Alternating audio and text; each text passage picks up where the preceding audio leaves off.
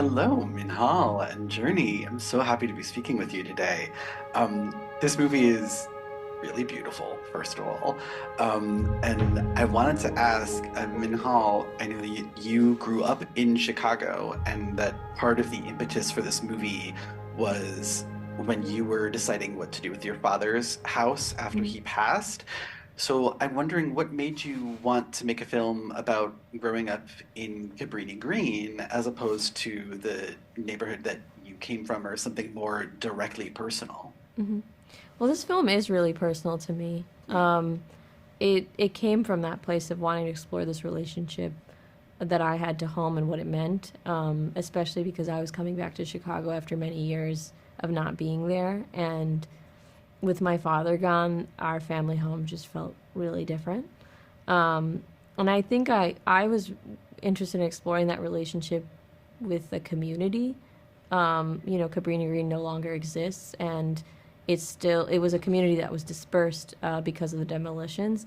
So I was interested in this community's relationship to a place that no longer exists, and that was sort of like that was what was, interesting to me. And I was approaching this story from a place of curiosity, of wanting to learn more about the lives of people who had lived there and lived in the high rises, and their stories were very surprising to me. And I just, one interview led to another, and I just kept asking questions and kept listening. And, there were stories they were sharing with me that I'd never seen before on screen. And Yeah.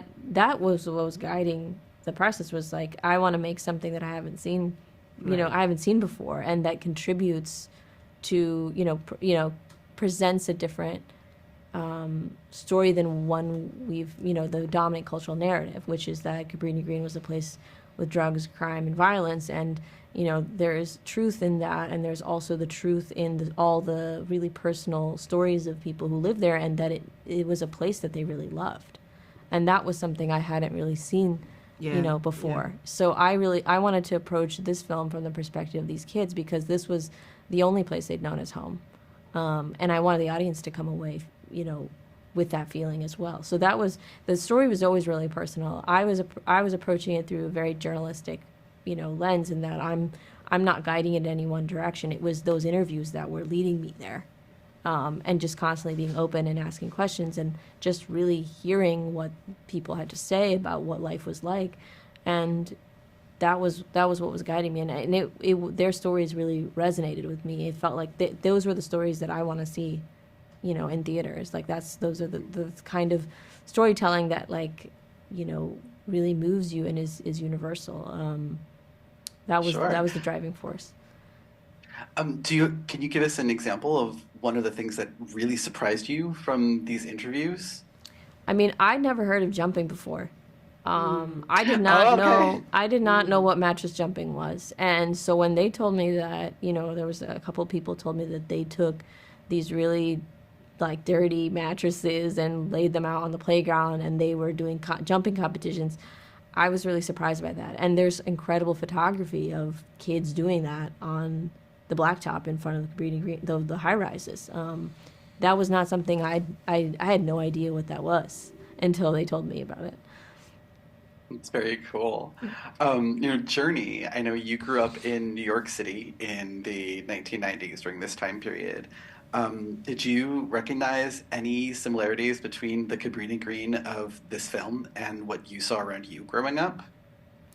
I mean, I think, what was familiar to me was the home, was my mother's presence, the dinner table, the jokes, the culture of we don't have a lot, but we got each other, and my family growing up, we were very, very close. And, I think my mother was very imaginative, and she would build our furniture from scratch with the wood she would buy from the Home Depot stores, because we couldn't afford to buy furniture, and so I saw just how resourceful that she was. And so for me, a lot of the inspiration was not just my mom, who did raise me as a single black woman, but my grandmother, who worked in the South raising four kids as a single black mom. And she would not come home until 8 o'clock at night, after having made food and dinner for the family she was working for, And so that rhythm of when you walk in the house and you're just so burnt and you're so exhausted, and yet you gotta pour into these babies and you gotta love on them, And I think one of the things that excited me so much about the story was the opportunity to tell the story through the eyes of these two little black boys, because I don't see that enough, right, in filmmaking. And Yeah. as a mom of a little black son, these are the kind of stories I want to see, but I want him to also have these sort of stories. Yeah, I was gonna ask because your son is roughly this age Yeah. that these boys are in the film now. So like, what was it like having these conversations that you have in the film with like Cameron James, who plays Malik? Were you drawing on like some experience that you had with your own son, or was it the opposite, like pulling experience from this when you have to have these conversations later? It's tricky.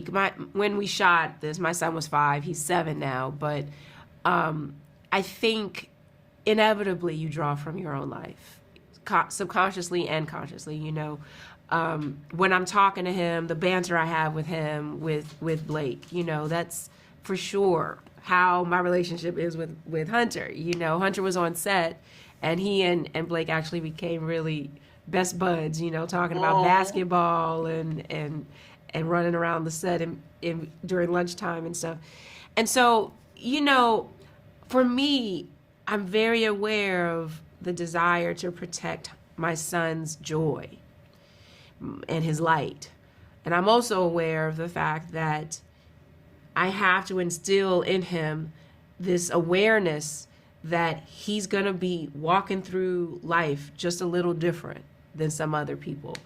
And so, yeah, when Dolores has this real visceral panic around them going and just having an adventure to the Art Institute, that is directly rooted in the fact that his blackness is not going to be treated the same way as, some other kids. And so how do you raise them up in a way where you can preserve their joy and preserve their light, but also keeping it real, letting them know, like, you gotta be safe.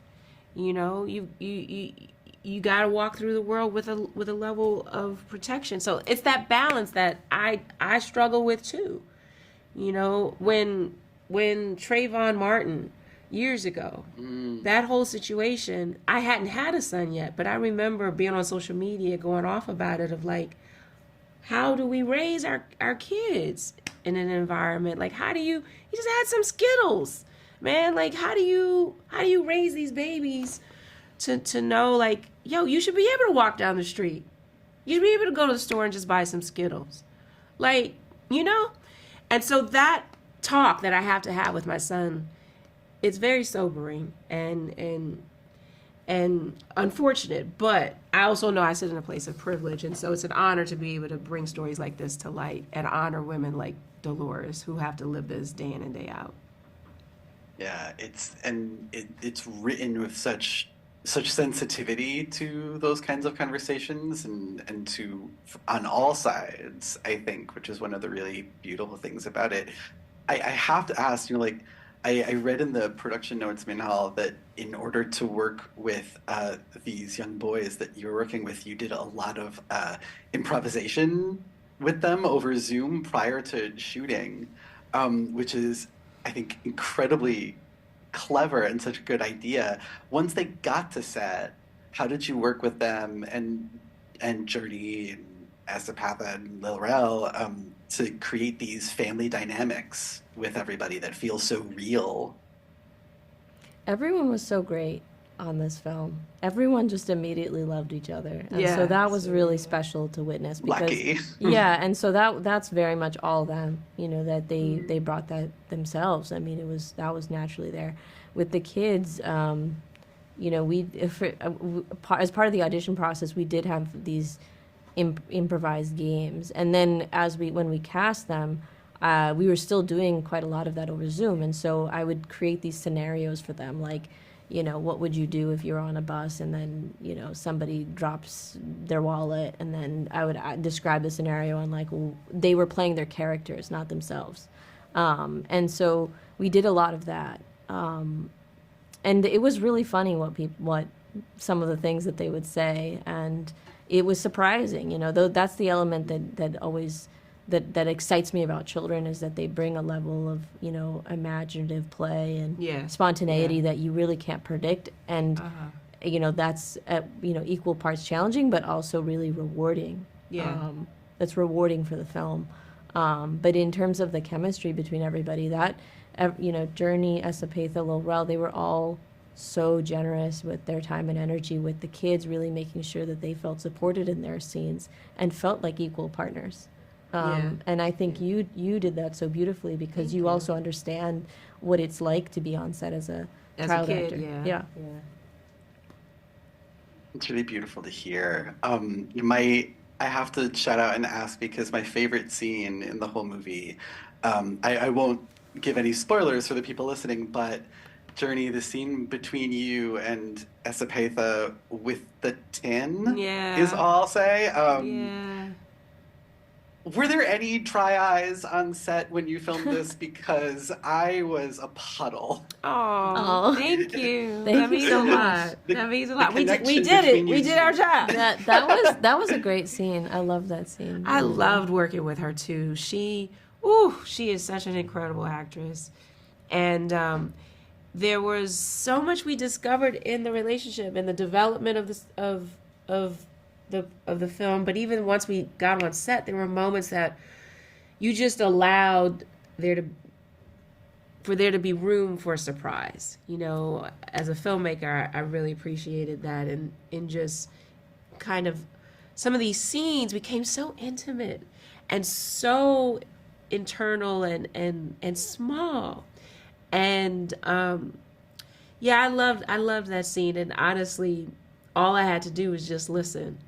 And every time she got me. You know, I didn't. How many takes did you do? We didn't do many. We didn't do that many, but she really. I mean, both of you were so amazing together, and working with you two though on that scene, I remember on the day, you all are so collaborative too. Like, I feel like on the, you know, the script is like a starting place, and they were so respectful of the script, but also at the same time you get there on the day, and then you both brought so much, you know. Esapatha changes a little, you know, part of the line, and it's so much better now. It's better than what it was when it was written, and it's in your energies. It's just, that's something that you can't predict when you're writing it. And we really, you know, wanted to subtly capture the different dynamics between this mother and daughter. My father is no longer in this physical world. I have stepped into that role of provider, head of the household. And that dynamic has changed my relationship with my mother. And she's not the boss of me, you know? I'm saying, like, we're doing this, we're doing that. And yet, in this moment, I truly need to be mothered. And I need my mother. And my mother is challenging me to not just grow for myself, but I gotta grow for these babies, you know? And sometimes that is the motivation that we need, you know? That motivation where it's not just for me, but I love him so fiercely that if I don't become my best self, and if I don't become a whole parent, how can I raise a whole child? And I think that's a message for us to take away from the film too, right? Is that how can we help these children? We have to help these children live a better life than what we have. And I think this film is really a beautiful testament to how we can do that. So thank you both. Thank you both for this film, and thank you both for joining us today. Thank you for Thank having you so us. much.